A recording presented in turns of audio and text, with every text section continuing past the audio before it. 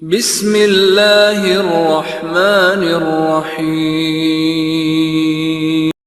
من يهده الله فلا مضل له ومن يضلل فلا هادي له وأشهد أن لا إله إلا الله وحده لا شريك له وأشهد أن محمدا عبده ورسوله أما بعد فإن خير الحديث كتاب الله وخير الهدي هدي محمد صلى الله عليه وسلم وشر الأمور محدثاتها وكل محدثة بدعة وكل بدعة ضلالة وكل ضلالة في النار. أعوذ بالله من الشيطان الرجيم. بسم الله الرحمن الرحيم. وأن هذا صراطي مستقيما فاتبعوه ولا تتبعوا السبل فتفرق بكم عن سبيله ذلكم وصاكم به لعلكم تتقون. وقال عز من قائل والسابقون الأولون من المهاجرين والأنصار والذين اتبعوهم بإحسان رضي الله عنهم ورضوا عنه وأعد لهم جنات تجري تحتها الأنهار خالدين فيها أبدا إلى آخر الآية. وقال النبي صلى الله عليه وسلم لا يزال الناس بخير ما دام فيه لا تزالون بخير ما دام فيكم من رآني وصاحبني ولا تزالون بخير ما دام فيكم من رآني وصاحب من صاحبني ووالله لا تزالون بخير ما دام فيكم من رآني وصاحب من صاحبني أو كما قال صلى الله عليه وسلم. وقال النبي صلى الله عليه وسلم لقد تركتكم على البيضاء ليلها كنهارها لا يزيغ عنها بعد إلا هالك أو كما جاء عن النبي صلى الله عليه وسلم. برادران اسلام، دینی اور ملی بھائیوں، نوجوان دوستوں، قابل احترام ماں اور بہنوں، صفا فاؤنڈیشن کے زیر اہتمام چلنے والا بنات کا یہ مدرسہ، اس میں زیر تعلیم ہماری عزیز طالبات، عزیز بہنیں، ایسے ہی قابل احترام منتظمین اور ایسے ہی معلمات اور استانیہ. آج کے لیے جو آپ کا 15 روزہ درس یہاں چلتا ہے، اس درس میں جس عنوان کا انتخاب کیا گیا ہے وہ عنوان ہے منہج سلف کی خصوصیت. یہ عنوان ہے بظاہر مختصر، لیکن اس کا مضمون لمبا ہے، اس کے بہت سارے گوشے ہیں، بہت سارے پہلو ہیں. میں کوشش کروں گا کہ جو وقت مختص ہے اس درس کے لیے، اس مختص وقت میں چند باتیں آپ کے سامنے عرض کرنے کی کوشش کروں، خصوصیت کے ساتھ زمین پر، گراؤنڈ پر جو حالات ہیں انہیں سامنے رکھتے ہوئے اس منہج کی خصوصیت کو آپ کے سامنے واضح کروں. اللہ سے دعا ہے کہ اللہ عز و جل مجھے یہ باتیں اپنی کتاب کی آیات اور اپنے نبی صلی اللہ علیہ وسلم کی احادیث کی روشنی میں سلف امت حضرات صحابہ کرام، تابعین اور ان کے نقش قدم پر چلنے والے خیر القرون کے بعد کے لوگ، ائمہ، علماء، اعلام، محدثین، فقہا، ان کی سیرت اور ان کے فرمودات اور ان کے اقوال، تصریحات کی روشنی میں یہ باتیں آپ کے سامنے عرض کرنے کی کوشش کروں. اسی طرح سے اس منہج کی جو خصوصیت ہے، اس خصوصیت سے انحراف کرنے والے کون لوگ ہیں اور اس سے منحرفین کا زمین پر، گراؤنڈ پر کیا اثر ہے، اسلامی سماج پر، سوسائٹی پر اس کا کیا نقصان ہے. خصوصیت کے ساتھ نوجوانوں کا طبقہ، خواہ وہ ہمارے عزیز نوجوان بھائی ہوں یا ہماری بہنیں ہوں، ان پر اس کے کیا اثرات مرتب ہوتے ہیں، تعلیم پر، تربیت پر، دعوت پر. اس منہج کی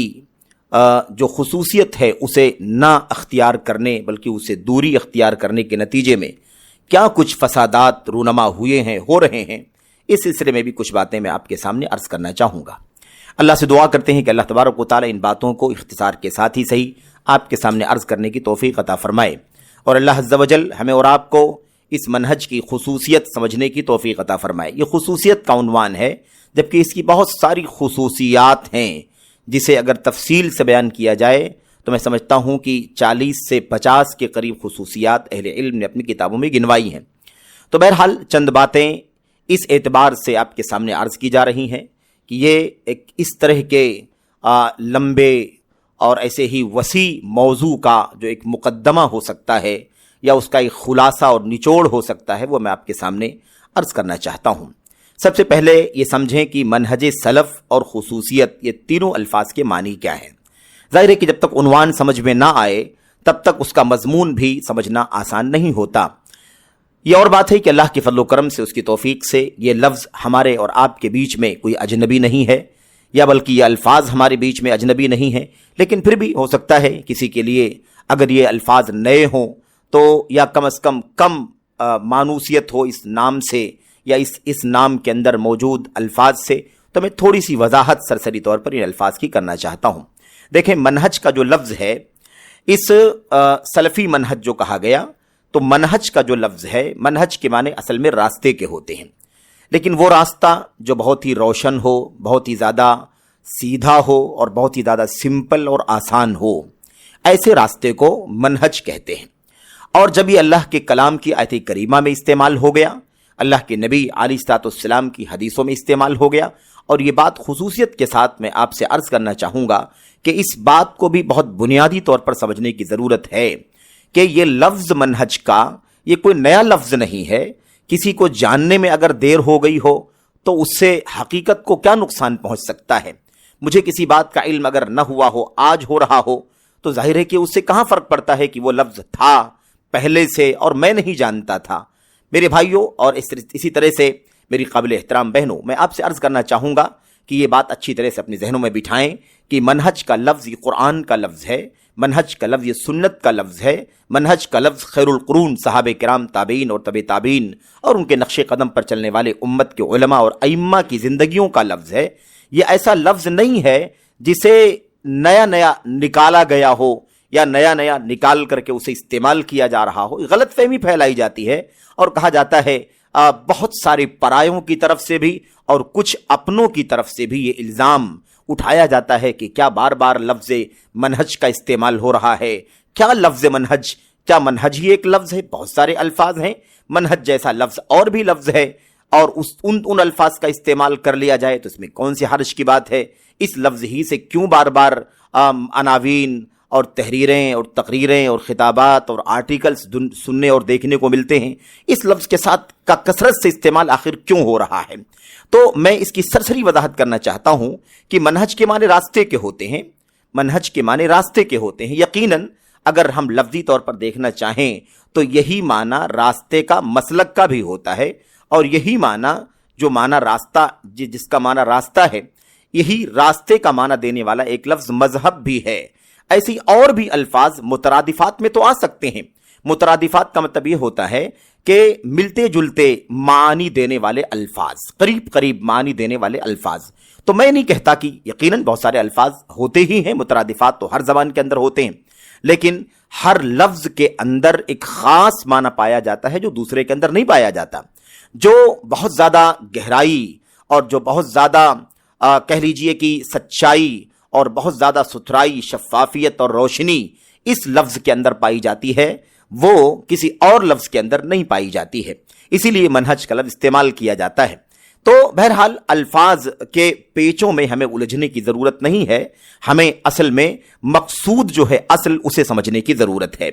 تو اگر کوئی آئے اور آپ سے کہے کہ بھئی آخر یہ کیوں بار بار منہج کا لفظ استعمال کیا جاتا ہے، یہ تو ہم لوگ ابھی 2-4 سال سے سننے لگے، جلدی سے سننے لگے، اس سے پہلے تو ہم سنتے نہیں تھے، ہم تو دین کا لفظ جانتے تھے، ہم تو مسلک کا لفظ جانتے تھے، ہم تو مذہب کا لفظ جانتے تھے، یہ سارے الفاظ استعمال ہو جائیں تو کیا حرج کی بات ہے؟ تو اس میں حرج یہ ہے میرے بھائیوں جو میرے سامنے بیٹھے ہیں آپ، اور ایسے ہی میری قابل احترام مائیں اور بہنیں، میں عرض کرنا چاہتا ہوں کہ حرج ہے اس کے اندر۔ حرج اس لیے ہے کہ آخر یہ جو الفاظ مذہب اور مسلک کے ہم استعمال کرنے پر مصر ہو رہے ہیں، یا اسے اور منہج کے لفظ کو ایک جیسا سمجھ رہے ہیں، بالکل یہ اصل میں مناسب نہیں ہے۔ اس کی وجہ یہ ہے کہ قرآن کریم میں اللہ تبارک و تعالیٰ نے مسلک کا لفظ استعمال نہیں فرمایا، قرآن کریم میں اللہ تبارک و تعالیٰ نے مذہب کا لفظ استعمال نہیں فرمایا، قرآن کریم میں اللہ تبارک و تعالیٰ نے منہاج کا لفظ استعمال فرمایا۔ وَلِكُلٍّ جَعَلْنَا مِنْكُمْ شِرْعَةً وَمِنْهَاجًا، اللہ تبارک و تعالیٰ نے فرمایا تم میں سے ہر ایک کے لیے ہم نے ایک شریعت بنائی ہے اور ایک راستہ بنایا ہے، ایک روشن راستہ ہم نے تم میں سے ہر ایک کو دیا ہے، اور ہر ایک کی اپنی ایک شریعت ہے، یعنی قانون ہے، دستور ہے حلال و حرام کا، جو ہم نے ہر دین اور مذہب کے ماننے والے کو، دین یعنی کسی ازم کے ماننے والے کو، یہودیت ہے، عیسائیت ہے اور اس کے پہلے کے ادیان مذاہب جو آسمان سے اترے، یا ایسے ہی دین اسلام ہے، تو ہر ایک کو اللہ تبارک و تعالیٰ نے کچھ شریعت کے احکام، مسائل، حلال حرام، جس کو ہم قانون کہہ سکتے ہیں، وہ عطا فرمایا، اور खास तौर पर अल्लाह ने फरमाया वह मिनहाजा, और रोशन रास्ता अता फरमाया।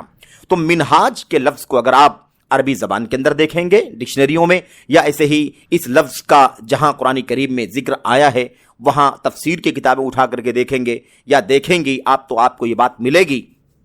कि मिनहाज का लफ्ज जो है वो बहुत ही वाज़ेह रास्ते के लिए इस्तेमाल होता है, सबील के माने में, सुन्नत के माने में, लेकिन साथ ही साथ क्या है, अल मुस्तबीन, अल वाज़ेह, बिल्कुल वाज़ेह रास्ता, रोशन रास्ता, सीधा रास्ता, जिसके अंदर किसी भी तरह की पेचीदगी ना हो, ऐसे रास्ते को मनहज कहते हैं। तो ये हो गई बात मनहज की। गोया मतलब क्या निकला, सलफी मनहज यानी सलफी रास्ता, सलफी रास्ते की खुसूसियत क्या है। दूसरा लफ्ज है सलफी का जो पहले इस्तेमाल हुआ है, तो चाहे आप सलफी मनहज कहें या मनहज सलफ कहें, दोनों एक ही चीज है, बस वो एक सिफत और मौसूफ की ताबीर है और एक इजाफत की ताबीर है, वरना मजमून एक ही है। तो सलफी जो कहा जाता है, असल में ये सलफ का जो लफ्ज है अरबी जबान ही का लफ्ज ये भी है, और सलफ के माने असल में होते हैं गुजर जाना।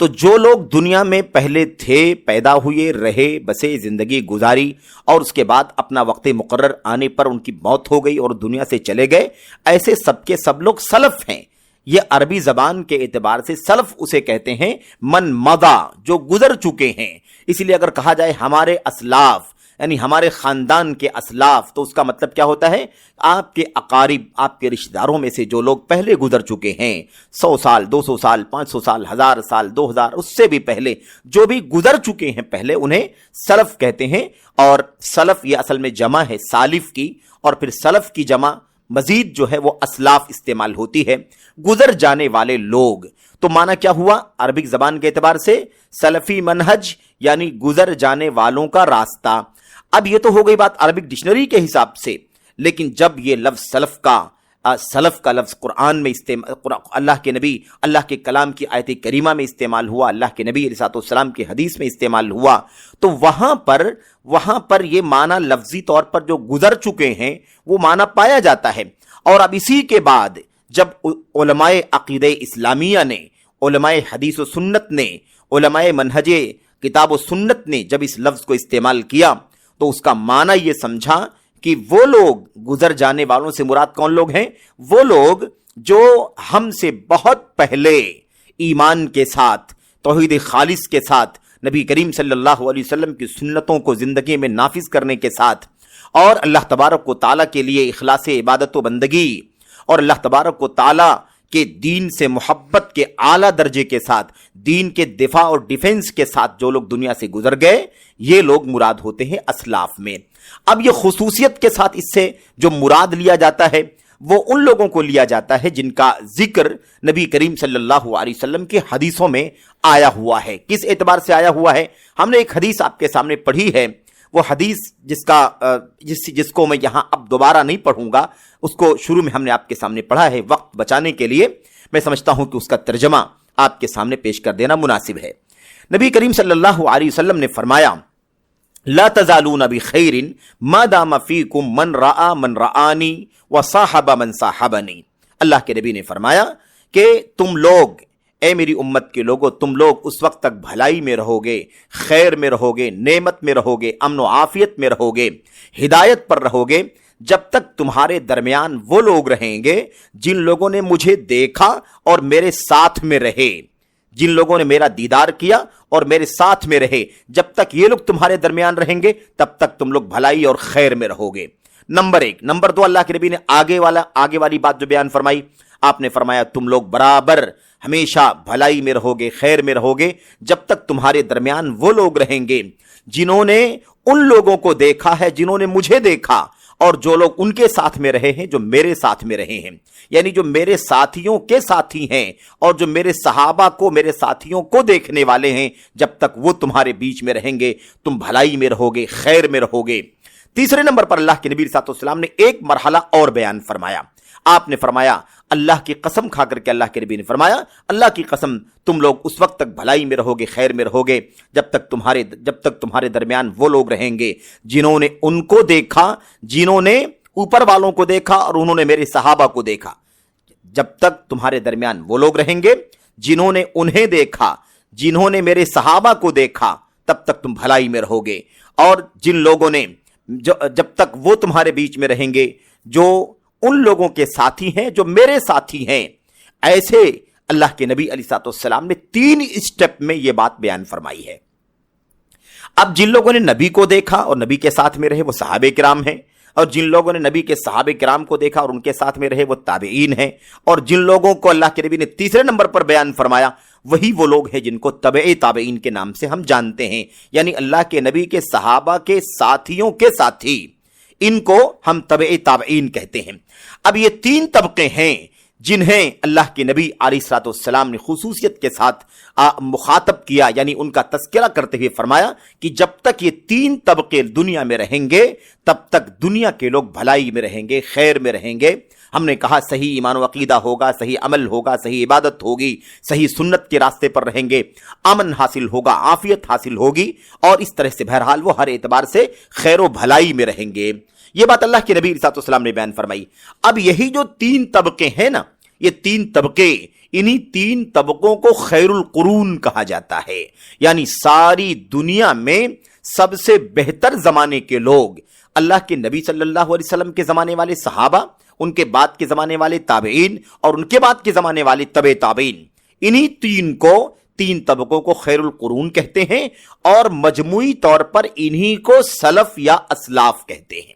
इन्हीं को सलफ या असलाफ कहते हैं। अब जब आपका उन्वान आप पढ़ेंगे सलफी मनहज, तो उसका मतलब ये होगा सहाबे किराम का रास्ता, सहाबे किराम के बाद ताबईन का रास्ता, ताबईन के बाद तबे ताबईन का रास्ता, तो सहाबा, ताबईन, तबे ताबईन, यही है सलफ, और इन्हीं के नक्शे कदम पर चलने वाले को सलफी कहते हैं। और मनहज के माने होते हैं रास्ता, तो सलफी मनहज का मतलब ये हुआ सहाबा, ताबईन और तबे ताबईन का रास्ता। खुसूसियत आप जानती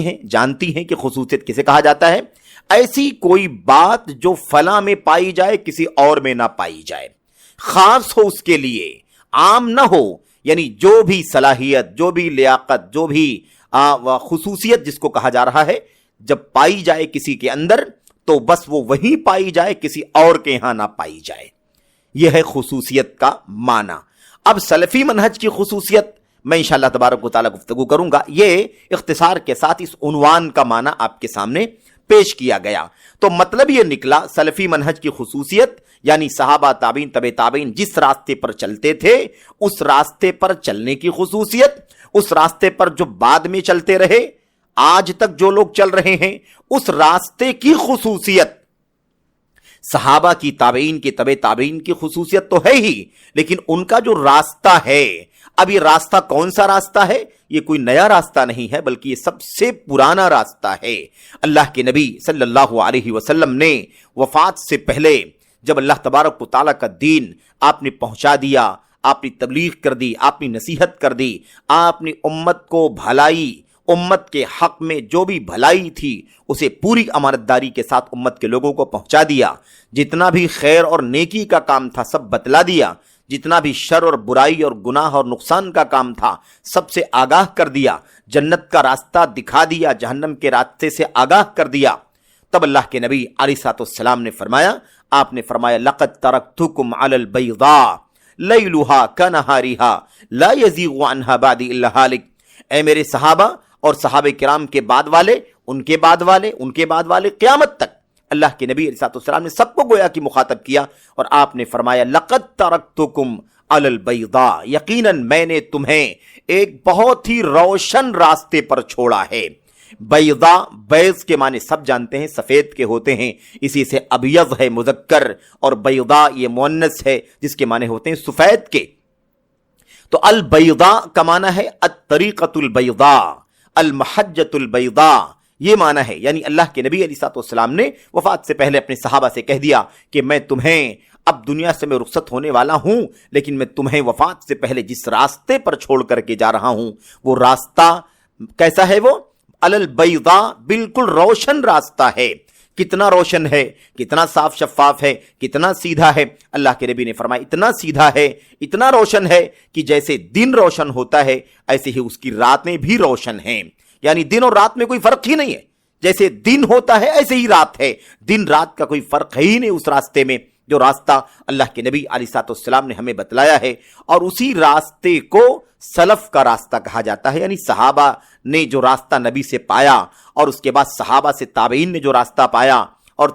تابعین سے صحابہ، اور تابعین سے تابعین نے جو راستہ پایا، اور پھر ان کے بعد کے لوگ دوسری صدی، تیسری، چوتھی، پانچویں، چھٹی، اور اس کے بعد گزرتے ہوئے آج 15ویں صدی میں ہم اور آپ زندگی گزار رہے ہیں۔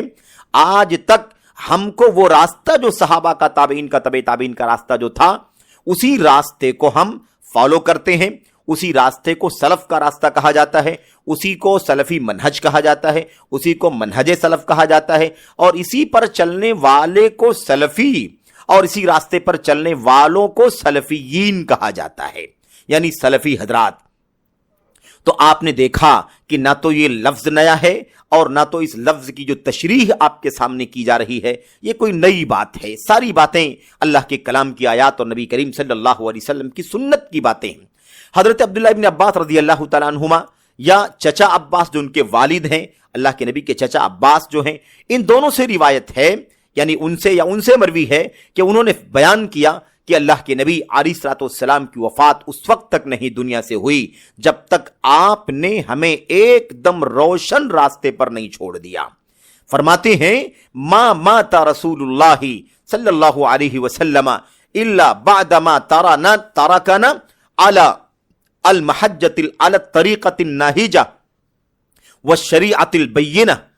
جب تک نبی کریم صلی اللہ علیہ وسلم نے ہم کو، آپ کو ایک دم روشن منہج پر نہیں چھوڑ دیا، ایک دم روشن راستے پر نہیں چھوڑ دیا، اور ایک دم ستھرے صاف ستھرے طریقے پر نہیں چھوڑ دیا، تب تک اللہ کے نبی علیہ السلام کی موت نہیں ہوئی اور آپ دنیا سے رخصت نہیں ہوئے۔ اس کا مطلب یہ ہے کہ وہ راستہ جو ایک دم سیدھا راستہ ہے، اور وہ جنت کا راستہ ہے، وہ جہنم سے بچنے کا راستہ ہے، وہ دنیا میں امن و عافیت اور کامیابی کا راستہ ہے، اور آخرت میں اللہ تبارک و تعالیٰ کی مغفرت، رضامندی، جہنم سے نجات اور چھٹکارے اور جنت کے داخلے کا راستہ ہے۔ وہی راستہ ہے جس کو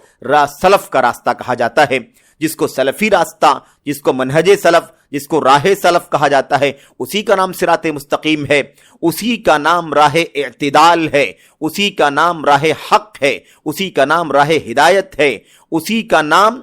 میرے بھائیوں، اللہ کے نبی علیہ السلام کی حدیثوں میں چند ایک صفاتی نام آئے ہوئے ہیں، ان صفاتی نام کے حقدار بھی یہی لوگ ہیں جو اس راستے پر چلنے والے ہیں۔ مثال کے طور پر اللہ کے نبی علیہ السلام نے فرمایا تھا، ایک طبقہ میری امت کا، ایک جماعت میری امت کی ہمیشہ حق پر قائم رہے گی، لا تزال طائفة من امتی ظاہرین علی الحق لا يضرهم من خذلهم ولا من خالفهم حتى يأتي امر اللہ وهم ظاہرون۔ اللہ کے نبی نے فرمایا تھا، ایک جماعت میری امت کی ہمیشہ حق پر ڈٹی رہے گی، قائم رہے گی، اس سے دشمنی کرنے والے، ان سے نفرت کرنے والے، ان کو نقصان پہنچانے کی کوشش کرنے والے، انہیں بے سہارا چھوڑ دینے والے کچھ بھی نقصان نہیں پہنچا سکیں گے، وہ حق پر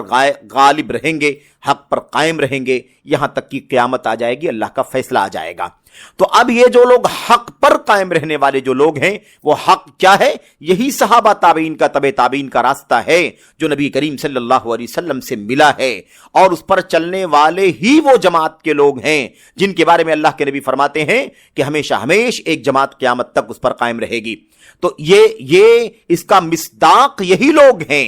اس کا مصداق یہی لوگ ہیں جن کے بارے میں اللہ کے نبی علیہ السلام نے بیان فرمایا، اور اس راستے کا مصداق وہی راستہ ہے جس راستے پر قیامت تک یہ لوگ قائم رہیں گے، یعنی راہ حق پر قائم رہیں گے۔ انہی کو غربا کہا جاتا ہے۔ غربا آج کل کا جو ایک مستقل ایک جماعت یا ایک دھڑے کا جو نام الغربا پڑ گیا ہے، اس سے کوئی بحث نہیں ہے یہاں اس موضوع میں۔ ابھی غربا اللہ کے نبی علیہ السلام کے حدیث میں جو لفظ آیا ہوا ہے، اس غربا سے مراد بھی یہی لوگ ہیں جو اس سلف کے راستے پر چلنے والے ہیں۔ قرآن، سنت، صحابہ کرام، تابعین، تابعین کا جو راستہ تھا، اور یہ بھی یاد رکھیں کہ ہر چیز کے اندر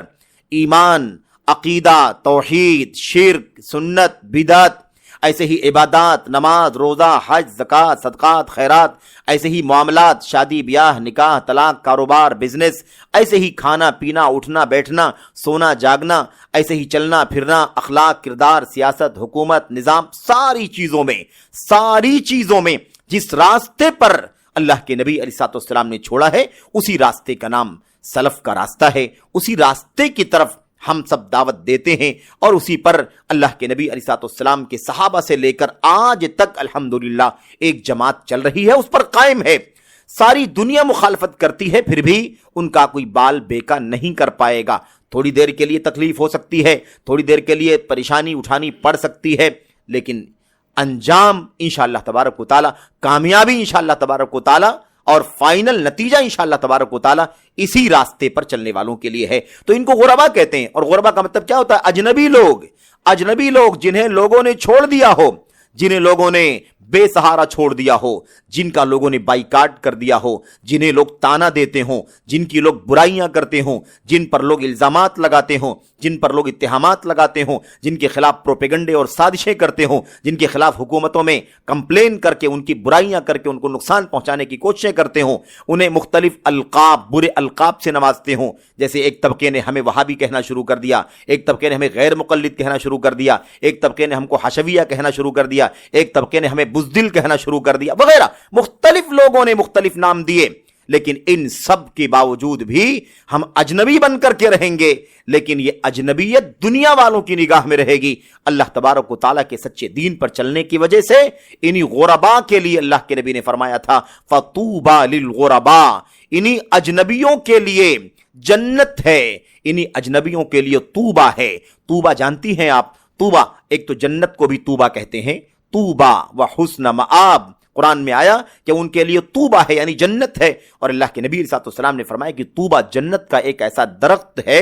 جس کا سایہ اتنا وسیع ہوگا کہ ایک گھوڑ سوار تیز رفتار گھوڑے پر سوار ہو کر کے 100 سال تک اس پر چلتا رہے گا اور اس کے سائے کو پار نہیں کر سکے گا، اتنا وسیع سائے والا وہ درخت ہوگا جنت کا۔ تو طوبہ اللہ کے نبی علیہ السلام نے بشارت دی، خوشخبری ہے، طوبہ ہے، جنت ہے، جنت کا وہ درخت ہے طویل سائے والا ان لوگوں کے لیے جو اجنبی ہیں۔ تو بہرحال یہ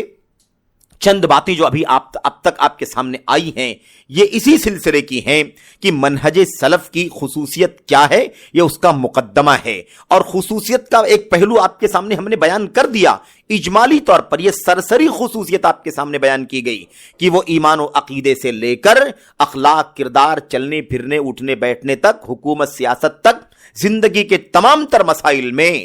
وہ اللہ کی کتاب، نبی کی سنت، صحابہ کرام کی سیرت، تابعین کی زندگی، تابعین کا اسوہ، اسی پر چلتے ہیں، اس سے ایک بال کے برابر بھی ہٹنا گوارا نہیں کرتے ہیں۔ یہ ہے خصوصیت ہماری۔ اب جب یہ خصوصیت آ گئی سرسری طور پر، ابھی میں تفصیل میں بھی آ رہا ہوں، 3-4 پوائنٹ ہو سکتا ہے میں آپ کے سامنے ذکر کروں گا، ایسے تو بہت ساری چیزیں جیسا کہ ہم نے عرض کیا آپ کے سامنے، لیکن چند نکات آپ کے سامنے سرسری طور پر آئیں گے۔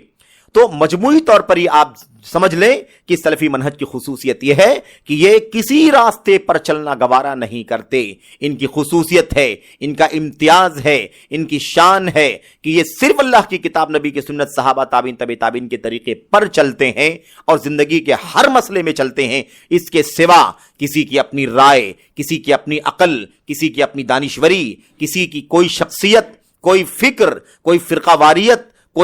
کوئی حزب اور پارٹی، جو بھی ان کے اپنے طور طریقے ہوں، ایسے کسی بھی فرقے سے ان کا کوئی تعلق اور لین دین نہیں ہوتا۔ اسی لیے یہ جو سلفی منہج کی بات چل رہی ہے، اس حوالے سے وہ بات میں مکمل کر دوں کہ جیسے اس کا نام ہے فرقہ ناجیہ، کیونکہ یہ سارے 73 فرقوں میں سے ایک ہے جو سلفی منہج پر چلنے والا ہے۔ اسی ایک کے لیے جنت کی بشارت آئی ہوئی ہے۔ نام یاد رکھیں، نام کو بھی یاد رکھنا ضروری ہے، جیسے کام کو یاد رکھنا ضروری ہے، ایسے ہی نام کو بھی یاد رکھنا ضروری ہے۔ بغیر نام کے ہم کھو جائیں گے، غائب ہو جائیں گے، اس لیے ضروری ہے کہ ہم نام کو بھی سمجھیں۔ تو ہمارا نام جہاں سلفی ہے، اس لیے کہ ہم صحابہ، تابعین، تبع تابعین کے طریقے پر چلتے ہیں جو گزر چکے ہیں دنیا سے ایمان اور عقیدے اور عمل کے ساتھ، ایسے ہی ہمارا نام کیا ہے؟ فرقہ ناجیہ ہے، کیونکہ ہم سارے فرقوں سے ہٹ کر کے ما انا علیہ اليوم واصحابی، آج جس پر میں، اللہ کے نبی نے فرمایا تھا جو جنت میں جانے والا طبقہ ہے 73 میں سے اس میں کون سا طبقہ ہے؟ وہ طبقہ ہے جو اسی راستے پر مضبوطی سے چلتا ہے جس پر آج میں چل رہا ہوں اور میرے صحابہ کرام چل رہے ہیں۔ یہ اللہ کے نبی صلی اللہ علیہ وسلم نے بتلا دیا تھا۔ اس سے معلوم پڑا کہ جنت میں جانے والا جو فرقہ ہے جس کو فرقہ ناجیہ کہا گیا وہ بھی اسی کا نام ہے۔ ایسے ہی اللہ کے نبی علیہ الصلوۃ والسلام نے کی وہ حدیث بھی آپ کے سامنے آ گئی کہ ایک طبقہ ہمیشہ حق پر قائم رہے گا، وہ بھی اسی کا نام ہے، غربا بھی اسی کا نام ہے، اور صحیح معنوں میں اہل السنت بھی انہی کا نام ہے، صحیح معنوں میں اہل السنت والجماعت بھی انہی کا نام ہے۔ اب یہ سارے نام اگر کوئی دوسرا استعمال کر لے جو اس راستے پر نہ چلتا ہو، قرآن، سنت، صحابہ، تابعین، تبع تابعین کے راستے پر نہ چلے، کوئی الگ راستہ بنا کر کے اس پر چلنا شروع کر دے، تو یہ نام تو ضرور ہوگا اس کا، لیکن اس نام کا صحیح مصداق وہ نہیں ہوگا، یعنی صحیح معنوں میں اس نام کا وہ حقدار نہیں بن سکے گا۔ جیسا کہ آج ہم دیکھ رہے ہیں بہت سارے فرقوں نے اپنے نام اہل السنت رکھ لیے، کسی نے اہل السنت والجماعت رکھ لیا، اور مختلف انداز سے وہ زندگی گزار رہے ہیں اور اپنا نام یہ رکھا ہوا ہے۔ تو ناموں سے نہیں بلکہ حقیقتوں سے پہچانا جائے گا کہ یہ نام حقیقت پر کتنا فٹ ہوتے ہیں۔ ایسے ہی اس جماعت کا ایک خصوصی نام یاد رکھیں، اس کا نام ہے اہل الحدیث، اہل الاثر۔ اس کا نام اہل الاثر بھی ہے اور اہل الحدیث بھی ہے۔ اہل الحدیث کیوں کہتے ہیں اس کو؟ کیونکہ یہ نبی کے صحابہ، نبی علیہ الصلوۃ والسلام کی حدیثوں پر چلنے والے لوگ ہیں، حدیث رسول کو آئیڈیل سمجھتے ہیں، حدیث رسول کے مقابلے میں نہ کسی کی عقل کو فالو کرتے ہیں، نہ کسی کی لاجک کو فالو کرتے ہیں، نہ کسی کی فرقے کو فالو کرتے ہیں، نہ کسی جھنڈے اور بینر کے پیچھے چلتے ہیں، نہ کوئی فرقہ بندی، کوئی دھڑا اور کوئی حزب اور پارٹی بنا کر کے اس کے لیے تعصب برتتے ہیں۔ نہیں، بس انہیں اگر تعصب ہے تو صرف اور صرف نبی کریم صلی اللہ علیہ وسلم کی لائی ہوئی شریعت قرآن کریم اور سنت سے تعصب ہے، اور قرآن و سنت کو سمجھنے والے صحابہ کرام، تابعین، تبع تابعین کا جو عمل تھا، جو ان کا کردار تھا، اس سے تعصب ہے۔ اور یہی ہماری شان ہے، یہی ہمارا مقام ہے میرے بھائیوں اور میری قابل احترام ماں اور بہنوں، کہ ہم اور آپ اس بات کو شرف اور سعادت کے طور پر سمجھیں کہ اللہ تبارک و تعالیٰ نے ہمیں یہ مقام عطا فرمایا ہے کہ ہم دنیا کے کسی فرقے سے تعلق نہیں رکھتے، کسی شخصیت سے سوائے محمد الرسول اللہ صلی اللہ علیہ وسلم کے، اور آپ کے نقش قدم پر چلنے والے صحابہ، تابعین، تبع تابعین کے راستے کو فالو کرنے کا کام کرتے ہیں۔ اس کے علاوہ بعد کے جو لوگ ہیں اس میں کتنے فرقے بن گئے، کتنے دھڑے بن گئے، کتنے نظریات آ گئے، ان تمام کی ہم کوئی قیمت، کوئی اہمیت نہیں سمجھتے۔ بس اہمیت اور قیمت کسی کی اگر ہو سکتی ہے تو اسی شرط پر ہو سکتی ہے کہ وہ اسی راستے پر چلنے والا ہو جس راستے پر نبی کریم صلی اللہ علیہ وسلم نے صحابہ کو چھوڑا ہے، پھر اسی راستے پر تابعین، اسی پر تبع تابعین، اور اسی راستے پر قیامت تک آنے والے ان کے سچے متبعین۔ یہ ہو گئی بات۔ اب میں آپ کے سامنے عرض کروں کہ یہ تو منہج سلف کی یا سلفی منہج کی خصوصیت عمومی طور پر ہو گئی۔ اب خصوصی طور پر اگر آپ جاننا چاہیں کہ اس منہج کی خصوصیت کیا ہے تو میں آپ کو گنوانا چاہتا ہوں۔ نمبر 1، پہلی خصوصیت اس منہج کی یہ ہے کہ یہ راستہ، یہ منہج پوری دنیا کے لیے ہے، یہ دنیا کے کسی بھی طبقے کے لیے خاص نہیں ہے، یہ راستہ ساری دنیا والوں کے لیے۔ اس کے اندر عرب بھی شامل ہیں،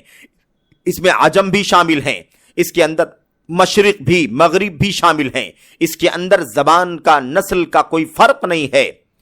ہر دور میں، ہر زمانے میں یہ راستہ ایسے ہی سب کے لیے عام ہے،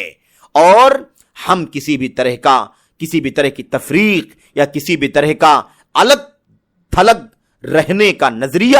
اور فرقہ بندی کا نظریہ، دھڑ بندی کا نظریہ امت کے سامنے پیش نہیں کرتے۔ یعنی جیسے بہت سارے فرقے ہیں، ان فرقوں کے الگ الگ نام ہیں، اللہ واسطے اس بات کو اچھی طرح سمجھیں کہ یہ جو سلفی راستہ ہے، اہل الحدیث کا راستہ ہے، طائفہ ناجیہ کا راستہ ہے، اور طائفہ منصورہ کا راستہ ہے، غرباء کا راستہ ہے، اس راستے کو کوئی فرقہ نہ سمجھے اس اعتبار سے کہ دوسرے فرقوں کی طرح سے یہ بھی ایک فرقہ ہے، نہیں، بلکہ اس اعتبار سے سمجھے کہ یہ وہی راستہ ہے جس راستے پر قرآن اور سنت کے میرے بھائیوں کی روشنی میں نبی کریم صلی اللہ علیہ وسلم نے اپنے صحابہ کرام کو رکھا، اور صحابہ کرام کے بعد تابعین، تبع تابعین بھی اسی راستے پر چلتے رہے۔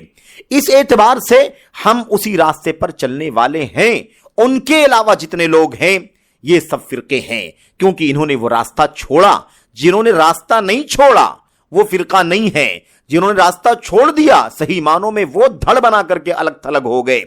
لیکن سلفی منہج پوری دنیا کے لیے، جیسے نبی کے زمانے میں پوری دنیا کے لیے تھا، تا صحابہ کے زمانے میں، تابعین کے زمانے میں، تبع تابعین کے زمانے میں، ایسی آج بھی دنیا کے گوشے گوشے میں یہ راستہ سلف کا راستہ عام ہے۔ اس میں کوئی فرقہ بندی، کوئی تقسیم نہیں، کوئی دھڑ بندی نہیں، کوئی تحزب نہیں، بلکہ یہ سب کے لیے عام ہے۔ یاد رکھیں اس حدیث کو جو پیغام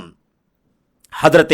ربعی ابن عامر رضی اللہ تعالیٰ عنہ کے ذریعے سے امت کو ملا ہے۔ حافظ ابن کثیر رحمت اللہ علیہ نے اپنی تفسیر کے اندر، اپنی تاریخ کے اندر خصوصیت کے ساتھ اس بات کو نقل کیا ہے کہ جب فارسیوں کے قائد اور ان کے جرنیل جو رستم یا رستم کے نام سے جانا جاتا تھا، جب اس سے مسلمانوں کا یا اس کی فوج سے مسلمانوں کا مقابلہ ہونے کا وقت آیا، تو اس وقت قبل اس کے کہ مقابلہ ہو، دونوں فوجیں آمنے سامنے میدان میں اکٹھا ہوں، اس سے پہلے جو گفت و شنید یعنی بات چیت کرنے کا پیریڈ اور مرحلہ ہوتا ہے، اس مرحلے میں جو بات ہوئی تھی، حضرت ربعی ابن عامر رضی اللہ تعالیٰ عنہ میرے بھائیوں اور میری قابل احترام ماں اور بہنوں تشریف لے گئے تھے اس رستم کے دربار میں، اور وہاں پہنچے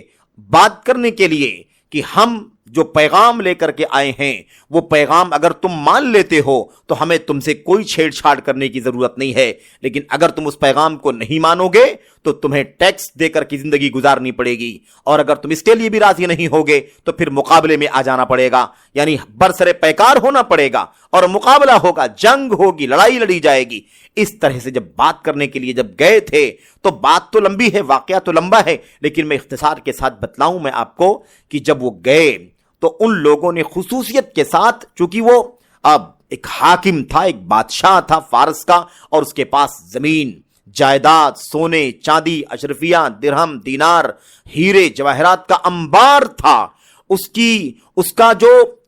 جو قالین تھی یا اس کی جو چٹائی تھی، اس پر بھی ہیرے موتی جڑے ہوئے تھے، اور بڑی ہی نرم ملائم، اور وہ گدے غالیچے جو استعمال کیے جاتے تھے، وہ قالینیں وہ بڑی ملائم یعنی عالی شان ہوا کرتی تھیں۔ بہرحال جب ربعی ابن عامر رضی اللہ تعالیٰ عنہ پہنچے تھے تو گھوڑے پر سوار تھے، اور وہی جو عربوں کی تہذیب ہے، ان کا جو لباس ہوتا ہے اسی لباس میں تھے، جو حلیہ ہوتا ہے اسی حلیے میں تھے، اسی کے ساتھ اپنے گھوڑے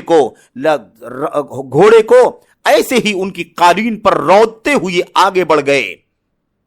جب کسی نے درباریوں میں سے انہیں ٹوکا کہ ایسا آپ کیوں کر رہے ہیں، تو انہوں نے کہا کہ میں گفتگو کرنے کے لیے آیا ہوں، بلایا گیا ہے اس لیے آیا ہوں، میں اپنی طرف سے نہیں آیا ہوں، میں خود سے نہیں آیا، مجھے بلایا گیا ہے اس لیے میں آیا ہوں، اس لیے میں اپنے اعتبار سے، اپنی شرطوں پر، اپنے طور طریقے سے میں داخل ہوں گا، آپ کو جو بات کرنی ہے وہ بات کر سکتے ہیں۔ بہرحال ان کے ذمہ دار نے کہا کوئی بات نہیں ہے، جیسے بھی آتے ہیں آنے دو، اور جب قریب آ گئے تو دو باتیں۔ سب سے پہلی بات تو یہ کہ انہوں نے کہا کہ یہ بتائیے کہ آپ لوگوں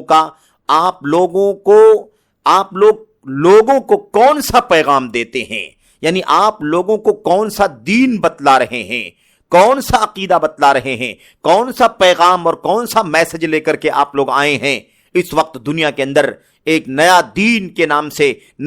نام سے آپ لوگوں کے دین کو جانا جاتا ہے۔ تو بہرحال اس وقت جو بات انہوں نے کہی تھی وہ 2-3 جملوں میں ہے، میں آپ کے سامنے وہ جملے پڑھ دیتا ہوں، آپ کے علم میں بھی ہوگا۔ ربعی ابن عامر نے کہا تھا، لقد ابتعثنا اللہ فی ھذا الکون، اللہ تبارک و تعالیٰ نے ہمیں اس دنیا میں اس لیے بھیجا ہے، لنخرج العباد من عبادت العباد الی عبادت رب العباد، ہمیں اللہ تبارک و تعالیٰ نے دنیا میں اس لیے بھیجا ہے تاکہ ہم اللہ کے بندوں کی بندگی سے نکال کر انہیں اللہ تبارک و تعالیٰ کی بندگی کی طرف لائیں، یعنی لوگ اللہ کے بندوں کی عبادت کرتے ہیں، پوجا کرتے ہیں، ہم انہیں وہاں سے نکالیں اور نکال کر اللہ کی عبادت و بندگی کی طرف لائیں، ہمیں اس کام کے لیے بھیجا گیا ہے۔ نمبر 1۔ دوسرا کیا مقصد ہے ہمیں بھیجے جانے کا؟ انہوں نے دوسری بات کہی، لِنُخْرِجَ النَّاسَ مِنْ ضِيقِ الدُّنْيَا إِلَى سَعَةِ الْآخِرَةِ، اور ہم دنیا میں اس لیے آئے ہیں تاکہ لوگوں کو دنیا کی تنگی سے نکال کر آخرت کی کشادگی کی طرف لے کر کے آئیں۔ نمبر 3 کہا ہم دنیا میں اس لیے بپا ہوئے ہیں، لِنُخْرِجَ النَّاسَ مِنْ جَوْرِ الْأَدْيَانِ إِلَى عَدْلِ الْإِسْلام ताकि हम दुनिया के लोगों को जो अलग अलग दीन धर्म पर अमल करने वाले हैं, कोई यहूदी, कोई ईसाई, कोई बुत परस्त और अलग अलग, कोई आग की पूजा करने वाला, कोई जिंदीक है, कोई एथियस्ट है, कोई मुल्हिद है, दहरिया है, जो अलग अलग दीन धर्म लोग फॉलो कर रहे हैं, इसके जुल्म से निकालकर इस्लाम के अदल इंसाफ के साये में लाने के लिए हम दुनिया में भेजे गए। आप अंदाजा लगाइए कि रिबई इब्न आमिर ने कौन सा पैगाम उनके सामने पेश किया। पैगाम ये दिया कि हम सारी दुनिया के लिए भेजे गए हैं। हम किसी अरब के लिए, अजम के लिए, किसी खित्ते के लिए, किसी इलाके के लिए, किसी मुल्क और शहर के लिए नहीं भेजे गए, बल्कि हमारा ये जो मिशन है ये सारी दुनिया वालों के लिए एक जैसा है। तो ये मनहज सलफ जो है, सलफी मनहज, उसकी एक खुसूसियत यह है कि किसी खित्ते, किसी इलाके, किसी मशरिक मगरिब, किसी अरब अजम से इसका कोई ताल्लुक नहीं है, पूरी दुनिया के लिए आम है, शामिल है। ये पहली खुसूसियत है इसकी। दूसरी जो बात थी वो ये थी कि उन लोगों ने, रुस्तम और उसके दरबारियों ने हजरत रिबई इब्न आमिर रजी अल्लाह ताला अन्हु को पैसे और दौलत के नाम पर वरगलाने और बहकाने की कोशिश की कि हम तुम्हें पैसे देंगे, तुम्हें हम दौलत से नवाज देंगे, तुम्हें हम सोने और चांदी का अंबार दे देंगे ताकि तुम हमसे जंग करना छोड़ दो और हमारे मुआफिक हो जाओ। उस वक्त रिबई इब्न आमिर ने कहा था कि हमारा मकसद ये है, हम दौलत कमाने के लिए दुनिया में नहीं आए। आज कितने सारे धड़े इस्लाम के नाम पर, कितने सारी पार्टियां इस्लाम के नाम पर बन गई हैं, जिनका मकसद दुनिया हासिल करना, जिनका मकसद हुकूमत हासिल करना, जिनका मकसद इख्तिदार हासिल करना, दुनिया में सियासत, इस्लाम के नाम पर सियासत चमकाना, जिनका मकसद बन गया है। मैं उसका तस्करा मैं भी आगे करने जा रहा हूं। दूसरी जो खुसूसियत है मनहज सलफ की, वो खुसूसियत यह है कि ये मनहज सलफ इत्तिदाल की तालीम देता है। इत्तिदाल की तालीम का मतलब ये होता है कि सबसे जो सुथरा और सबसे ज्यादा जो एकदम दलाइल से साबित शुदा रास्ता है, उस रास्ते पर चलने की ये दावत देता है। ये मनहज सलफ एकदम खालिस रास्ते पर चलने की दावत देता है। एक माना इत्तिदाल का ये है। इत्तिदाल का दूसरा जो माना है वो ये है कि ये जो सलफी मनहज है ये इफरात तफरीद से पाक है। ये इफरात तफरीद से, यानी एक तरफ गुलू करने से और दूसरी तरफ बेवफाई करने से ये पाक है। ये बीच का रास्ता चलता है। बीच का रास्ता मैं आपको बहुत इख्तिसार के साथ समझाऊं। बीच के रास्ते का मतलब यह होता है कि दुनिया में बहुत सारे फिरके हैं और गुमराह फिरके हैं। कोई एक तरफ एक्सट्रीम की तरफ चला गया और कोई बिल्कुल दूसरी तरफ आजादी की तरफ चला गया। लेकिन जो सलफी रास्ता है, सलफी मनहज जो है, इसकी खुसूसियत यह है कि यह एतदाल का रास्ता है। यह न दाएं तरफ आखिर में चला जाता है, न ये बाएं तरफ आखिर में चला जाता है, बल्कि इसका रास्ता बीच का रास्ता है। मिसाल के तौर पर आप अकीदे की मिसाल ले लें, अकीदे की मिसाल, ईमान की मिसाल ले लें। अब एक तबका ऐसा आपको मिलेगा जो ये अकीदा रखता है कि अगर किसी शख्स से गुनाह कबीरा हो जाए, कोई चोरी कर ले, जिनाकारी कर ले, शराब पी ले, गीबत कर ले, चुगलखोरी कर दे, किसी को कत्ल कर दे वगैरह, इस तरह के जो गुनाह कबीरा हैं, अगर कोई गुनाह कबीरा का मुर्तकिब हो जाए तो वो काफिर हो जाता है। एक तबका ये कहता है। अब आप सोचिए, गुनाह कबीरा की वजह से काफिर कहने वाला तबका है, ये एकदम एक्सट्रीम की तरफ चला गया और इसने गुनाह कबीरा करने वालों को काफिर बना दिया। दूसरी तरफ एक दूसरा फिरका है जो कहता है कि कलिमा तय्यबा ला इलाहा इल्लल्लाह जब आपने दिल से पढ़ लिया तो फिर आप कोई भी गुनाह का काम करें, कोई फर्क नहीं पड़ता। जब आपने दिल से, यानी दिल में आपकी यकीन आ गया कि अल्लाह के सिवा कोई सच्चा इबादत के काबिल नहीं है और मोहम्मद सल्लल्लाहु अलैहि वसल्लम अल्लाह के रसूल हैं, तो अब इस अकीदे को दिल में आ जाने के बाद आप कोई भी गुनाह का काम करें, सगीरा गुनाह का काम करें, कबीरा गुनाह का काम करें, गुनाहों के काम करें और नेकियों के काम छोड़ दें, नमाज ना पढ़ें, रोजा ना रखें, हज ना करें, ज़कात, कोई फर्क नहीं पड़ता। तो आप देखिए, अब ये दो फिरके हो गए अलग अलग। एक फिरका कहता है कि गुनाह कबीरा हो गया तो काफिर हो जाएगा, दूसरा फिरका कहता है कि कोई भी गुनाह करने से कोई नुकसान नहीं होगा। ये दोनों अलग अलग गुमराह फिरके। जो कहता है गुनाह कबीरा करने से काफिर हो जाएगा, वो तबका खारिजियों का है, खवारिज का एक फिरका है, मुअतजिला का एक फिरका है। और दूसरी तरफ जो कहता है कि गुनाह का कोई भी काम करने से कोई नुकसान नहीं पहुंचेगा, ये मुर्जिया का तबका है, जो कहता है अमल की जरूरत ही नहीं है। एक आदमी जबान से कह दिया ला इलाहा इल्लल्लाह, दिल से यकीन कर लिया तो काफी है, अमल करने की कोई जरूरत नहीं है। चाहे गुनाह का सारा काम करे कोई फर्क नहीं पड़ता, चाहे जितने काम करने के हैं कोई काम ना करे کوئی فرق نہیں پڑتا. اسلام کے یہ دونوں فرقے، اسلام کے نام پر یہ دونوں فرقے کیا ہیں؟ یہ بدعتی فرقے ہیں، گمراہ فرقے ہیں. سلفی منہج ان دونوں کے بیچ میں ہے. سلفی منہج کی خصوصیت کیا ہے؟ کہ وہ اعتدال کا راستہ چلتا ہے، بیچ والا راستہ. بیچ والا راستہ کیا ہے؟ بیچ والا راستہ یہ ہے کہ گناہ کبیرہ کرنے والا گنہگار ہوتا ہے، کافر نہیں ہوتا ہے. گناہ کبیرہ کرنے والا گنہگار ہوتا ہے، فاسق ہوتا ہے، کافر نہیں ہوتا ہے. اپنے ایمان کی بنیاد پر مومن رہتا ہے اور گناہ کرنے کی بنیاد پر وہ فاسق اور بدعمل ہو جاتا ہے، لیکن دائرہ اسلام سے باہر نہیں نکلتا. نہ اس طرف گئے نہ اس طرف گئے، دونوں کے بیچ کا جو راستہ ہے یہی راہ حق ہے. ایسی اور بہت ساری مثالیں ہیں، لیکن میں مختصار کے ساتھ اپنی گفتگو کو میں آگے بڑھاتا ہوں. ایسے ہی منہج سلفی منہج کی تیسری خصوصیت یہ ہے کہ اس منہج کے اندر اللہ کا کلام، اللہ کے نبی کا فرمان اور نبی کریم صلی اللہ علیہ وسلم کے صحابہ کرام کا طریقہ، تابعین تبع تابعین کا طریقہ چلتا ہے. اس کے مقابلے میں وہ عقل کو اتنا زیادہ درجہ نہیں دیتے کہ عقل کو کتاب و سنت اور صحابہ کرام کے راستے سے اوپر اٹھا دیں. یہ سلفی منہج کی خصوصیت ہے کہ عقل کا استعمال کر کے، ذہن کا استعمال کر کے، سوجھ بوجھ کا استعمال کر کے ہم قرآن کو سمجھتے ہیں، سنت کو سمجھتے ہیں، صحابہ کرام کے منہج کو سمجھتے ہیں، لیکن ایسا نہیں کرتے ہیں کہ ہماری عقل جو کہتی ہے ہم اسی کو مانیں گے. اگر ہماری عقل میں کوئی بات قرآن کی نہیں آئے گی تو قرآن چھوڑ دیں گے، ہماری عقل میں کوئی بات سنت کی نہیں آئے گی تو سنت چھوڑ دیں گے، ہماری عقل میں کوئی بات نبی کے صحابہ کرام کے موقف کی نہیں آئے گی تو اس کو چھوڑ دیں گے. یہ کام سلفی منہج نہیں کرتا. سلفی منہج میں اس کی گنجائش نہیں ہے، بلکہ سلفی منہج کی خصوصیت میں سے خصوصیت یہ ہے کہ وہ عقل کو شریعت کے تابع رکھتا ہے. عقل کو شریعت کے تابع رکھتا ہے، شریعت کو عقل کے تابع نہیں رکھتا. یہ سلفی منہج کی بہت بنیادی خصوصیت ہے، اور میں اگر تفصیل میں جاؤں تو بہت وقت ہوگا، لیکن عقل کا استعمال کر کے عقلی گھوڑا دوڑانے کی وجہ سے کتنے سارے مسائل کھڑے ہو